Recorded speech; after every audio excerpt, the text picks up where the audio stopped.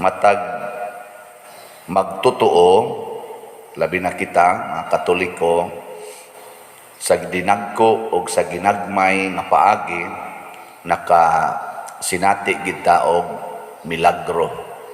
Nakasinati na mo milagro. Kana bang makaingon ka milagro gini? Nakaana mo? Sinati. Man mo'y klaro. Na usahay gagmay ra nasa iba dinagko ana nga milagro. Kani gihimo ni sa Ginoo yaning gipaningkamutan nga masinati nato aron ta motuo niya.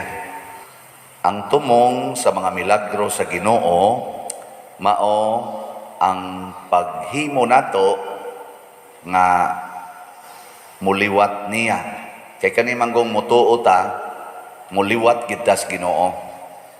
Tanawa ra gud sa unang pagbasa si Esteban usa man ni sa mga 7 katong kaabag or deacons nga gipili sa mga apostoles, naliwat gyud sa Ginoo. Kana bang di mahadlok silutan, di mahadlok patyon, mubarog gyud siya sa kamatuoran. Kamo og ingnon mo ron na patyon mo kun mo padayon mog simba, padayon mog simba. Og naay mo singgit diha nga panguli mo, ug di mo muuli hotdon mo na mog patay, mo padayon mog simba. Oh, mga naong ninyo ambot lang asa ka na padong. Pero si Esteban, barog gid siya sa kamatuoran. Mausad ang mga apostoles. Sila si San Pedro, ni barogyos kamatuoran, patay na yon, ilansang sa cross. Si Esteban, ug ato ning i-pass forward ang atong unang pagbasa, gibato gyud hangtod namatay. Ikaduha pa gyud nga kinaiya ni Kristo nga niliwat ang mga mga apostoles ba og si kuan kaning mga nagsunod sa Ginoo. Unsa may kinaiya nila? Mahigugma sa mga tao nga nagsigi og paningkamot nga sila patyon. Nahigugmas kaaway. Kana lain na sa nang kuan. Kamo, higugma mo sa kaaway. Tuo magamo Ginoo. Nahigugma na mo ros kaaway. Tanawa. Mao na di man gani na mo higugma sa inyong bana. Igo lang nangabit. Buwagan man gani, di na man gitagdon. Di na man gani mo higugmas asawa, igo rang nasuod sa pare, gidudahan, buwagan dayo, kulatahon pang usahay. Mga buangon kita. Di man gyud mo higugma ng inyong mga anak, na inyo ginang anak, kusion man gyud ninyo, hapakon man gani. Mga buangon kita. Muna, ang kani mga milagro ingos Kristo kamo sige mong pangita nako tungod kay nakasinati mo sa mga milagro pero wa mo kasabot unsa may tumong niini. Nakinalan mo sabot gyud ta. Ikatulo na maliwat na tas Ginoo ang milagro sa pagpakaon niya sa 5,000 ka tawo. Ang iyang gigamit 5 ra ka pan og 2 ka isda. Napakaon ang 5,000 ka mga tao. Unsa may meaning ana para ni Kristo? Maghiusa ta, maghinatagay ta, og ang dako nga problema masulbad. Kagutom, maghiusa ra gud ta. Nya inig kahiusa na nato, maghinatagay ta. Hurot wag tang nang kagutom. Di ba? Ang day mamugdoko, sige mamugana. Wa day mo makikiusa sa inyong silingan. Maubitan nang magsigog ingon kanang mga koral. Basin baya kadang imong koral naghimo na nimo nga wa na ka makighiusa sa imong silingan. Wa na ka mutan-aw sa iyang panginahanglan. Ang imo ra gyung panginahanglan, ya ang imo sang mga grasya nga gihatag sa Ginoo mao man ay mga milagro. Makatrabaho ka, kadako anang milagro nga moabot ka sa trabahoan nya mauli ka sa inyo. Sige kag hanggap anang hangin nga dili ikay gabuhat, wa gid tay factory sa hangin.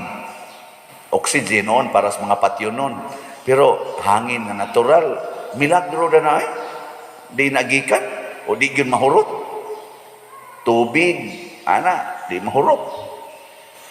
Muna, milagro. Nya, ipaambit na.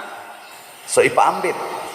Ang imong gugma, ang imong grasya, ang imong bahandi, ayaw kurala. Ayaw kurala. Ipaambit. Kanang imong mga tanom, ipaambit na silingan. Mga kamunggay, biyabas, lubi, sa pabilaing na inyong tanom, saging, mangga, ipaambit na silingan. Magdinaw, magkaana, wa na niya magsikag simba din Mao na siya gipang hingusgan ni San Atanasio da ang Ginoo usa ka katilingban, usa ka Dios, tulo ka personas. Tulo na gani ka persona pasabot ana katilingban. Pero ang Dios o sa iyang katilingban, Amahan, Anak ug Espiritu Santo, nagkahiusa sila, perfect union of nature. Nga naman, tungod sa gugma, love. Nya daghan kay nabuhat ang universe, nabuhat tungod kay naghigugmaay ning Amahan, Anak ug Espiritu Santo. Nahimo ang universe, nahimo ang kaning ang mga anghel, nahimo ning mga tao nga karon ni simba apil nas Padersiano nahimo tungod ana. Nya kun maghigugmaay sa ta, magsige sa taghigugmaay, mamugna sad ang mga nindot nga mga butang para makaayos katilingban. O tanawan ni rong atong simbahan, lingia ang palibot. Ingon ani di sa una di ay. Nya nganong naingon ani naman kay naghigugmaay ta, sige palit slat. Nya karon mo, sige pa magpalit. O kapalit lang yapon kay ang Ginoo wa man mohunong. Gikan atong pagsugod og himos universo hangtod karon sige gyud hatag kay ang gugma di man na mohunong. Matud pa sa 1 Corinthians chapter 13, ang gugma mula hutay gayod. Dili gyud mohunong. Muna kanang nakigbuwag sa bana o sa asawa, mga buangon mo. Anong mohunong mga higugma? Tungod lang kay mangulata siya? Pagpakulata lang. Tungod ba kay musuyop siya?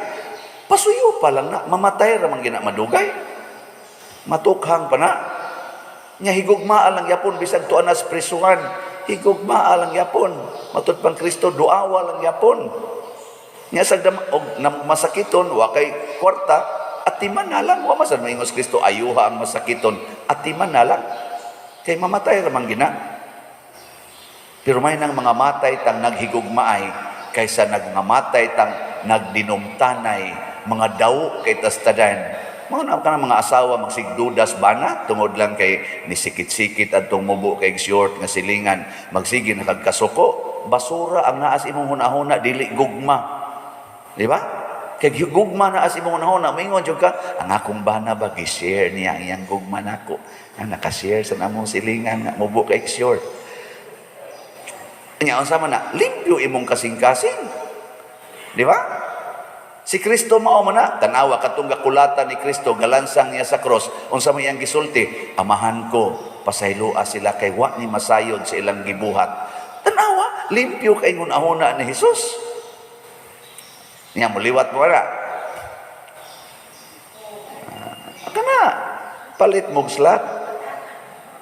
Karon gani nanatay mga nahalin as of yesterday niabot nag 3,159 ka slots. Patakta. Kanindot ana. Unsa may mahitabo aning og mahalin ning tanan? Daghan kay mahitabo nga murag milagro. Nya mo na ingos Ginoo, makasabot unta mo, nining akong pagsigig hatag ninyo. Ako sa nakasabot sa kung akada nako dupa, naagyog ko'y kwartang makuha. Di sige sa kong hatag, apil na ning pagpalit og slat, hutton gid akong hatag. Nga naman, kahibawa man kung di jud ko mahutdan. Munang hutdon akong hatag, kay di man ko mahutdan. Kay naaman ang tuburan, the fountain of graces, the fountain of living water, ang Ginoo, ang Holy Trinity. Di ba? Nindog lang tayo. Murag wagin mo ma-convince. Sige na.